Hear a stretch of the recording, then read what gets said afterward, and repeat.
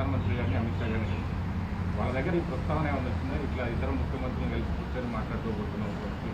తెలుసు, అమిత్ షా గారికి చెప్పిన 6 తారీఖు రోజు రాష్ట్ర విభజనకు తర్వాత రావలసిన మా రాష్ట్రానికి అన్ని విషయాల మీద 6 తారీఖు రోజు మేము ఒక మంచి వాతావరణంలో కూర్చొని చర్చించుకుంటున్నాం.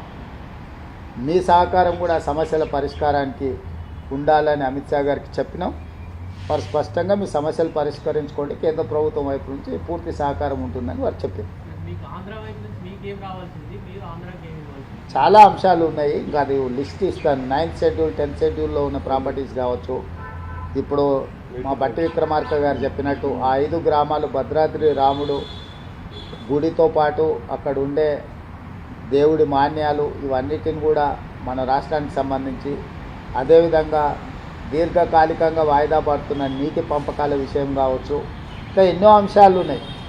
వాటన్నిటిని చర్చించుకొని ముందుకెళ్ళాలనుకుంటున్నాం.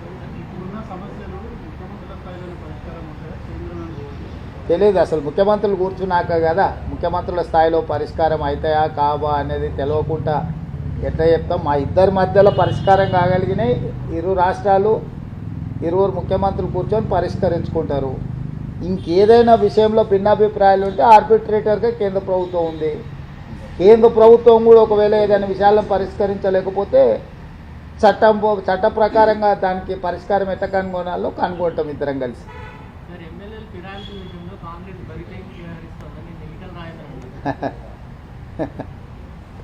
ఇక ఏం మాట్లాడతాం? 20 సంవత్సరాలు ఆయన ఎవరితో కలిసి తిరిగాడు, ఎవరితో అధికారం పంచుకున్నాడు? ఆయన కండువాలు కప్పేటప్పుడు ఎప్పుడైనా మాట్లాడిండా? పోనీ 11 రాష్ట్రాలల్లో భారతీయ జనతా పార్టీ ఎన్నికైన ప్రభుత్వాలను పడగొట్టింది. ఆ విషయమన్నా తెలుసా వారికి?